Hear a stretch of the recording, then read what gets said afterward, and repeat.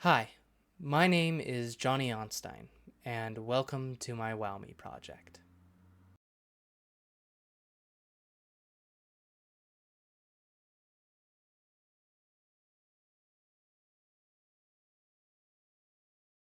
Before I begin the actual project, I want to explain why I went with the project that I did. This project is less of a project, but more of a biography. This is about who I am and my life as a theater performer and a performer in general, and the places that I've been able to go to, the places I've been able to perform at, and kind of the things that I've learned from every different experience. And, that all starts when I was young. I was always I was a little bit more out there compared to most of the other kids. I enjoyed making myself known, let's just put it that way. I was always the first person to blurt out answers. And, I was never able to sit still as a kid. I was always trying to do something with my hands.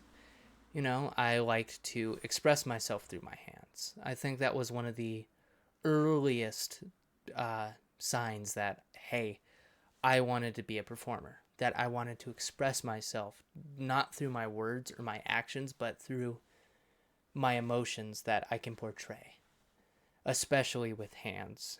Hands are some of the most powerful tools you can have as a performer, either with an instrument or as a theater actor or basically anything else.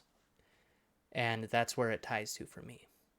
I was always fidgeting or writing stories or drawing very badly, but I was still showing my creativity at the time.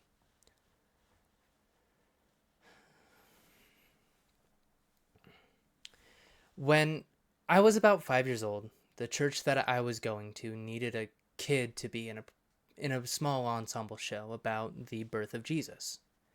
So, what did my grandma do? She raised her hand and said, "My grandson can do it! My grandson can do it! Sign him up!" And then, next thing I knew, I was handed a tiny little plastic red drum and two little sticks. Do you know what they told me not to do? They told me not to hit that drum. But I did. I hit it a lot. It was not good. No, it was not good. But being on stage for that tiny little show really made me feel happy. Out of all of the memories from my childhood, I distinctly remember laughing on stage. Break of character, yeah, but it was that pure enjoyment of being on that stage, being surrounded by so many professional actors. Granted, they were church actors, but they were still actors. I remember that next Sunday school where all the grown ups were swarming me after the sermons about how good I did and how cute I was up on that stage. The chemistry that I had on stage, the way I was able to light up in enthusiasm. But it was that moment that showed me that I loved acting. Granted, I didn't know that at the time, but looking back on it, I truly see that I had such a high passion for the arts that I wanted to show everything I had because it's what I loved. And it's still what I love to this day. That's why I'm making this video. And after that event, nearly every Sunday school I went to, they would ask one of the kids to speak about what we had learned in the classes that day. You know what I did? I always raised my hand to speak in front of all of the adults in the main hall because you had the tiny little Sunday school, which let's just say is back here. Then you had the main hall, which is here. We'd walk from here, go in here, and then we walk up the main aisles to the giant stage. And the pastor would be like, "So, what did you kids learn in Sunday school?" And, you know, I would always be the one to speak. Not always, but most of the times. I grabbed that microphone and I would talk about how God's love is constantly around everyone and everything at all times. and how important it is. And then we would show the little drawings that we made in class, you know. I believe my grandma still has those drawings.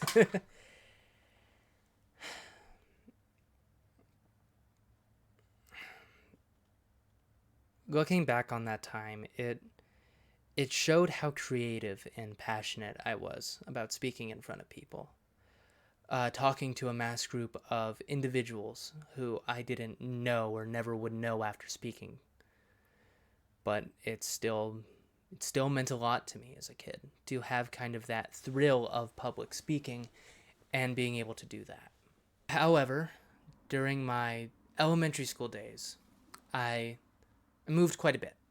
I think I moved maybe 3 to 4 times every 5 months.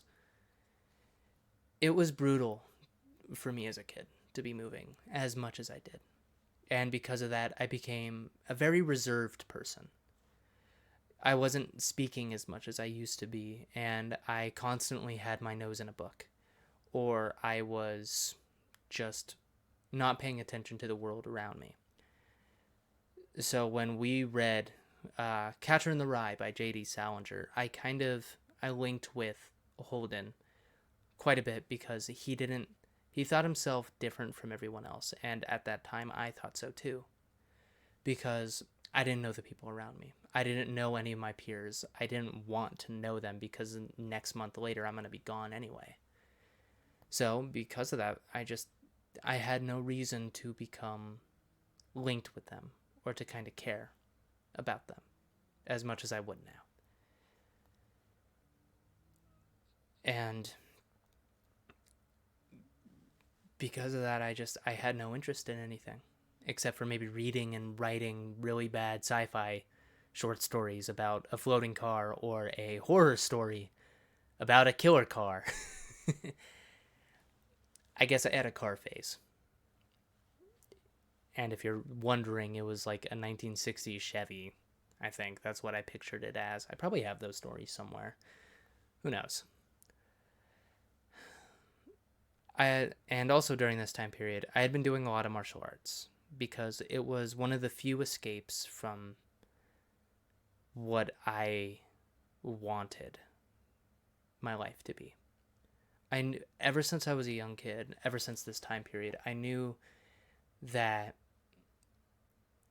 I didn't want to connect with anybody that I didn't know.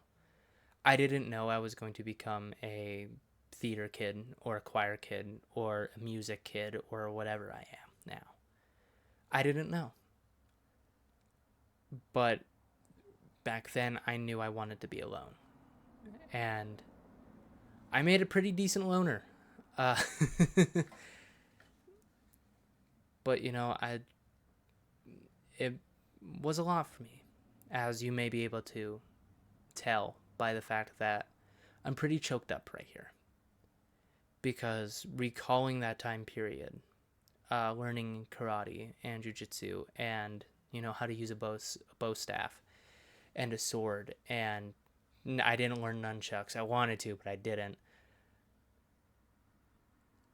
It was very difficult for me because hey, I would get attached to my sensei or to, I don't know, my friends. I would sometimes gain friends. And then just to leave 2 weeks later always broke my heart as a kid. Always broke my heart. Hence why I became so reserved. I didn't want to be reserved, but that's kind of just what happens in life sometimes. And I think now having that experience allows me to be able to branch out a little bit more than I used to.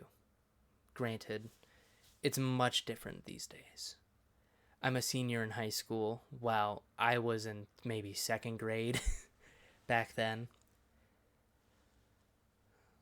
But it still meant a lot to me it still means a lot to me now to know that, hey, I was pretty reserved and I experienced what I did. And the fact that I moved so much and learning all of those skills because, hey, I knew I was going to move, so I didn't make any friends. It allowed me to gain skills that I never thought I would. I've gone AWOL on my script, so I'm sorry about that. I thought I should kind of speak the truth a bit. My truth, anyway. I remember when I was in first grade, I had gotten transferred to a public school. And I had found out there was a play going on at said public school. You want to know what it was called? Peter Pan. Oh, Peter Pan. I got Michael in that show. That was my first big role. Uh, I remember auditions for that show. It had just started when me and my dad moved there, and my dad said, you should try it. He had gotten the school pamphlet and be like, you should try it. It'll be fun. It'll be good for you to make some actual friends. I think we're gonna stay here for a little bit. We did. We stayed there for 4 years.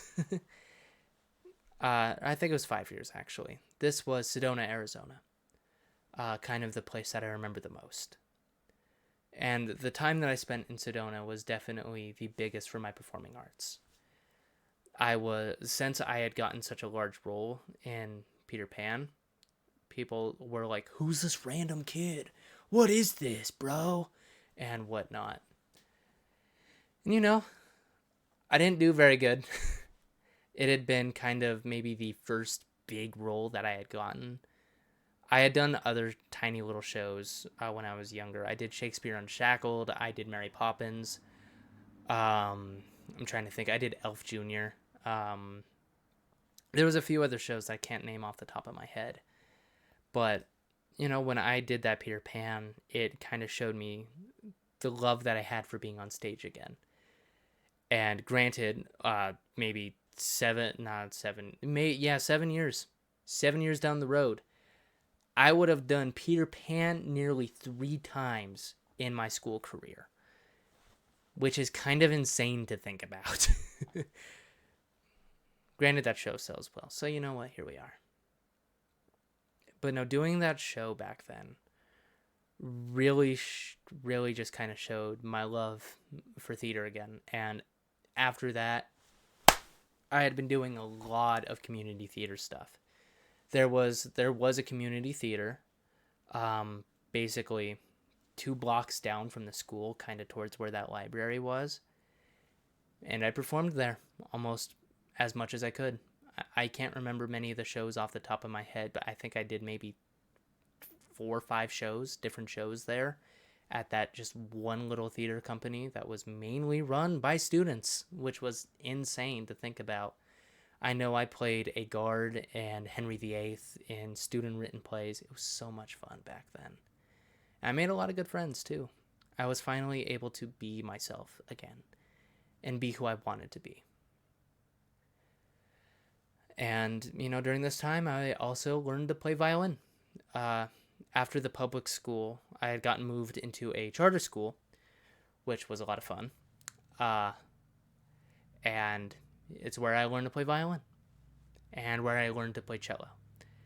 Learning to play cello from the violin to the cello was, I mainly just wanted to sit down.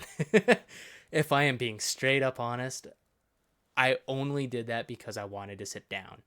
Because, it'd be maybe an hour to an hour and a half long concert, standing up on a little first grader to maybe third grader. Oh, it was brutal, I tell ya. It was brutal. So I told our director, hey, I want to try playing cello. And she's like, you sure? I was like, yeah, I'm sure. So she gave me this small student cello, because I was a small kid. Still am, but a lot shorter back then. She had given me this cello and, fixed my posture, had it up here, had the bow. You can imagine it being down there. And, I played cello. And for about a single year, I was terrible. I was bad. Like, bad. But eventually, I worked my way into the advanced orchestra, my 5th grade year. And that was the year I moved away from that school, away from the performing arts. And I took another break from performing. when I had moved into a place called Flagstaff in Arizona, known for Arizona Snow Bowl, the ski area, which was a really cool ski area. Loved skiing there, but I didn't like the school. I didn't like the people. There was a theater class. You know I did it. I did it as much as I could. And I loved doing it. Like, being able to connect with the theater teacher, to connect with the dance teacher. This is the time period where I was also kind of interested in dance. That was weird. But it was a lot of fun. I still remember the dance teacher and the theater teacher's name. Miss Carolina, I know. And Mrs. Engard, that's her name. She was a theater teacher, and she was a very, very nice woman. I still remember her smile when I would perform something very good. I remember there was this monologue that I did that was from Overwatch. Because this is when I was also kind of getting into gaming, and Overwatch was huge at this time period. And, you know, the cinematic for Honor and Glory for Overwatch had recently come out. Loved it. Thought it was awesome. Still is awesome. And, I copied and pasted the transcript into a Google Doc and memorized it, and I performed it. Got me credit, and I passed that class. So you know what? Here we are. It was a lot of fun to perform again. Maybe a year after the leaving cello, leaving music, leaving everything behind. And then we move into the most interesting part of what I can remember of my childhood. St. Martin. Oh my goodness, do I have a story about that. So, St. Martin was a third world country out in the Caribbean. And your first thought hearing Caribbean is most like, oh my gosh, the Caribbean, sweet beaches and killer hotels and awesome waves. Lots of people. The only thing that may have been accurate right there is a lot of people. There were a lot of people. But they were all tourists. Almost every single person I met was a tourist. When we had gotten to St. Martin, I was in 6th grade. And it was an exhausting time period. Because, hey, just basically leaving what I thought was home, what I wanted to be my permanent home, gone in an instant from Sedona into a place where new beginnings. But those new beginnings weren't what I were expecting. The school that I got enrolled into was a public school, but it was a former prison on the island. It wasn't anything too great. It was a simple 1.5 story. So you had this floor, and then half of the school would be a second story. It was weird. And there were 4 classes. You had your math, English, history, and your Dutch class. Let's just say I passed everything except for Dutch, because the Dutch teacher did not speak English, so I could not understand or learn it, and I slept in that class a lot. Granted, I didn't even try in that class, but it wasn't fun. I went to that school for about 2 weeks, maybe a week and a half, before I just quit showing up, before I ditched every day. Because going into the bathroom and not seeing any toilet paper was gross. Having my own psychiatrist, because I'm an American, was really weird. And the constant mistreatment I would get because I was different. I had big ol' headphones that went over my ear. I was writing. I was writing letters to my grandmother and to my aunts and to my cousin, and the people there weren't too nice about that. I got hit in the head by a soccer ball. Let's just say that. I got hurt pretty bad a lot of the time. So, I didn't feel like going anymore. And I quit going. And, Dad would leave before me, so I would be able to stay home. And, the times that he had off, I would go out through the front door, climb over the wall into our backyard, because we have the main house, and then there was this like little side wall off to the side of it, and I would just hop it because it was a decently hoppable little wall, and I'd climb through my open window and then climb into my little loft that I had in that room, and I'd hide there all day until 1:00, walk through the front door and lie about how school went. It wasn't fun at all for me during that time period because I had no friends. I was reserved again in my life, and my best friend at the time was a barkeeper at this time period. That barkeeper's name was Jacob. He was very cool, and he tried to show me how to play pool.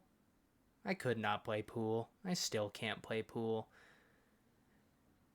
And he showed me a lot of things that I don't think I would have been able to figure out. He taught me a lot about kind of what life is and what to expect in it. Because I told him about the situation at the school, and he's like, stuff like that is always going to happen to you, no matter what. You're going to get knocked down, you're going to get hurt, you're going to get injured. But what makes you better than everything else in that experience is the way you decide to choose what you do next. And I never told him about what I did next, about ditching and dropping out 6th grade. Didn't tell him that. But he always told me to always be a step ahead and always present myself as a better person or a bigger person, if that makes sense. To try and show myself and the people around me that, hey, this terrible thing is happening to me, but I am choosing to continue to push forward in my life because that is what needs to be done.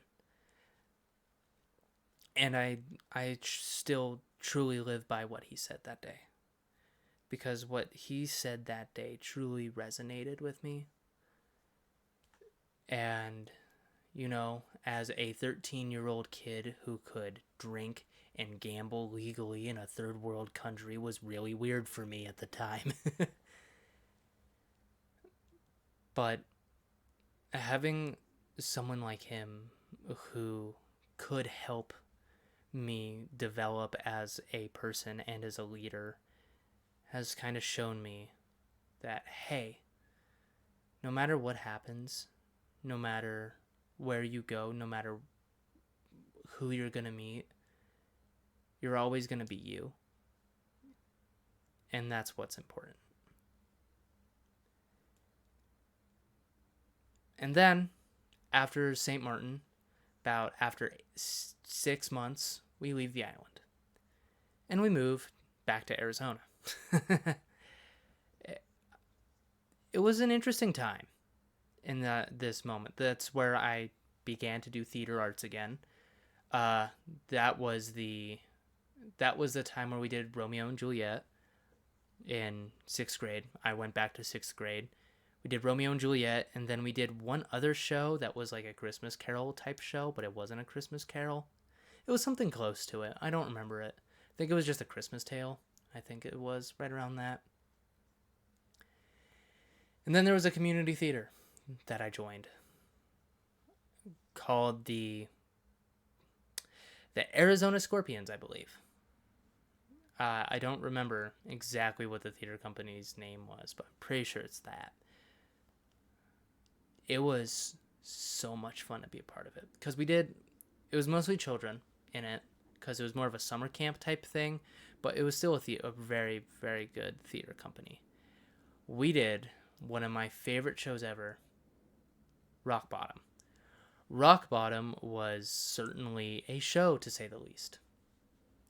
It is about, oh man, I don't really remember what it was about, but it was about something. About the legend of Krakatoa and its importance in Hawaiian mythology. And one of my favorite characters ever I got to play, Morris Minor. Morris was a very interesting role to play because, he's the head miner of all of the other miners because, we were miners. And I was Morris Minor. There was A minor, B minor, C minor, D minor, E minor, then G minor, I think. I don't remember. And my favorite lyric from that show is, "And Morris is the grumpy one who orders us about." And, that was me, and I got to straighten my little tie. It was a lot of fun. That show was it was the first musical I'd ever done that I was not ensemble. I had an actual character in it, and Morris Minor was a pretty big character too. He was the whole reason why the plot started and why I met the Queen and all of that. It was a very fun role. And, being one of the older kids at the time, I was in charge of the younger kids. And, all the other minors, they were maybe about 10 through 5 years old. I was in charge of them. I had to make sure they got on stage at the right time. It was scary because there was this one girl who just up and disappeared on show night and was like, where did she go? I found her. She was not where she was supposed to be, but I found her and got her back where we needed to be. So we got on stage in time. And there was this little girl, a girl named Presley. She was, let's just say, if I was much younger and a girl, she was practically me. Like, same personality, same person, practically. And we pretended we were siblings. As weird as it sounds, she was practically my kid sister. And we performed as if we were siblings. And we acted like we were siblings. And she followed me around, and I would make sure she didn't get into trouble because she loved to wander off. I made sure she didn't. I believe she played E minor. She was very good. But that was a lot of the time where my leadership, in my personal opinion, really sprouted. Was that time period as being Morris Minor and being in charge of this group of kids, a fellow ensemble. And I loved it. I loved being able to communicate with these other people who also love the same thing as me. It meant a lot to me to be able to, one, perform with these awesome people, but to also show the fact that, hey, I'm doing what's right. And I still think doing that show was the right thing to do. I want to be a leader. And I think the experiences that I have had leading up to my high school career as bass section leader and Bert and Mary Poppins, or Rapunzel's Prince in Into the Woods, and even the pilot in Little Mermaid, it's all because of the different experiences I've had as a kid, as a performer, as a person, and as a human being. And every single moment that I've been able to have throughout my entire life has just been such a blessing. And I'm so glad that it was my grandmother, the person who in my life has acted as my mother, started it all off. She showed me that, hey, I want to be a performer. Hey, I want to be an actor. Granted, being that young, I didn't know I wanted to be. But now I really see just how fortunate I am to have done all of those amazing things, to live those experiences, terrible or not. They're what makes me me. They're the reason why I get to sit here and talk about my life, even though I'm only 18 years old. I've been able to do some pretty darn great things, and I want to continue to make a difference in my life and many other people's lives. I want to make the world a better place. I want to make the choir program a better place. I want to make the theater program a better place. I just want to have a large enough impact that people will be like, Johnny made a difference. He may have been a jerk, and he might have been a little rude, but he made a difference that will last a lifetime.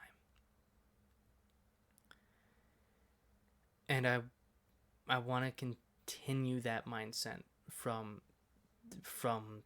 10 minutes from now to 10 years from now. I don't ever want to change who I am.